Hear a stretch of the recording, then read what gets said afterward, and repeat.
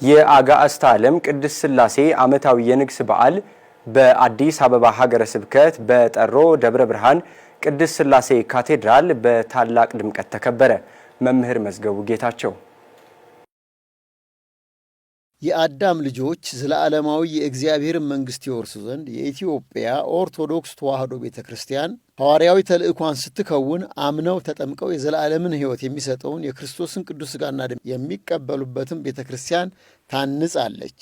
ለዚሁ ቅዱስ ተግባር ተብሎ የተመሰረተው ዛሬ ላይ ሩብ ምዕተ ዓመት የሆነውን የኮልፌ ደብረ ብርሃን ቅድስት ሥላሴ ካቴድራል መጋቢት 7 ቀን 1993 ዓ.ም ቅዳሴ ቤቱን ካህናትና ምዕመናን አነስተኛ በሚባል ቁጥር አክብረውት ነበር። ትናንት በጥቂት ካህናትና ምዕመናን አገልግሎት መስጠት የጀመረው የኮልፌ ደብረ ብርሃን ቅድስት ሥላሴ ካቴድራል ብዙ ሺህ ምዕመናንን አቅፎ የሚይዝ ግዙፍ ሕንፃ ቤተ ክርስቲያን ተገንብቶበት የውጭ በሮቹ በሁለቱም በኩል ምዕመናን እንደ ጎርፍ የሚፈሱባቸው ቦታ ሆነዋል። መልአከ ብርሃን ቆሞስ አባ ኤፍሬም ገዳም የኮልፌ ደብረ ብርሃን ቅድስት ሥላሴ ካቴድራል ዋና አስተዳዳሪ በቦታው ላይ ሲመጡ የነበረውን በእርሳቸው የተሰራውንና ወደፊት ለመስራት የታቀደውን እንዲህ ሲሉ ነገሩን። እኔ ወደዚህ ቦታ ስዛወር ይህም ቤተ ክርስቲያን ያገኘሁት ገና ተጀምሮ ነው ያገኘሁት።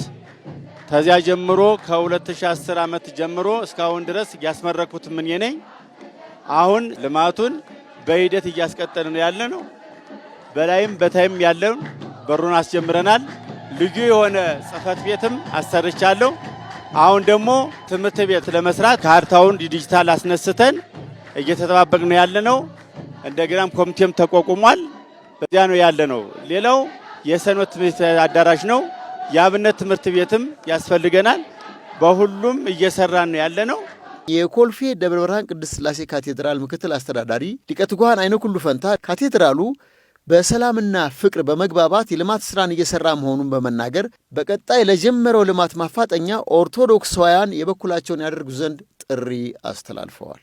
ደብሩ በሰላም በፍቅር በአንድነት የሰበካ ጉባኤው፣ ልማት ኮሚቴው፣ ጽሕፈት ቤቱ፣ ማኅበረ ካህናቱ፣ ሰንበት ትምህርት ቤቱ፣ ህብረተሰቡ እንዲሁም ደግሞ ክቡር አባታችን በፍቅር በአንድነት ሁሉንም ልጆቻቸውን በፍቅርና በትሕትና የሚመሩ ታላቅ አባት ናቸው።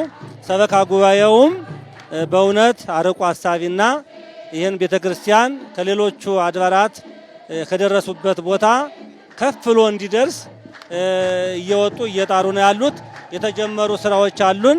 ያው እንደ በሩም በታችኛውም በር ሌሎቹ ደግሞ በአጠቃላይ ቅድም አባታችን እንደተናገሩት የልማት ስራዎች ብዙ እንቅስቃሴ የተፈለገባቸው ያሉ ስራዎች የተጀመሩ የተወጠኑ ስራዎች አሉ።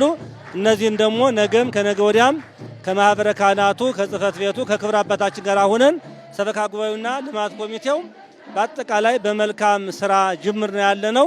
አሁንም ይህንን ለማስፈጸም የኢትዮጵያ ኦርቶዶክስ ተዋሕዶ ቤተክርስቲያን አማኞች በውጭ ሀገርም ያሉ በሀገር ውስጥም ያሉ ይህን ቤተክርስቲያን መጥተው ያላዩ መጥተው እንዲያዩ፣ ያልተሳለሙ መጥተው እንዲሳለሙ እጹብ የሆነ ቤተክርስቲያን ነው።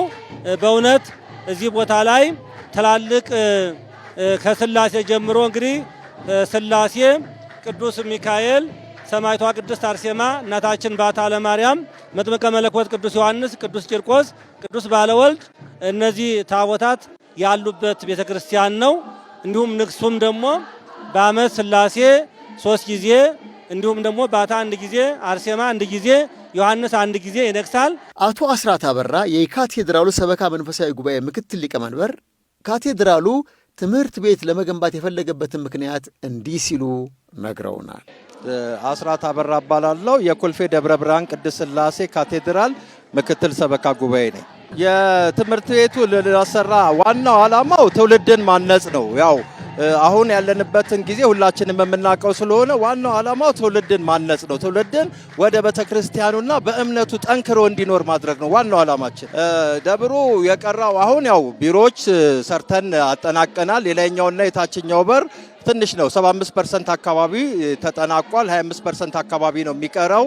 አሁን ያው የሰንበት ትምህርት ቤትና ዓለማዊ ትምህርት ቤት ልንሰራ ሁሉን ነገር ጨርሰናል። ያው የዚህ ደብር ሕዝብ ሁልጊዜ ከኛ ጎን ነው። አሁንም ቢሆን ከጎናችን ሆኖ ልማታችንን እንድናፋጥን ሁላችንም በእምነታችን ጠንክረን ለቤተክርስቲያናችን ቀና አመለካከት እንዲኖረን ነው የማስተላልፈው መልእክት። አመሰግናለሁ።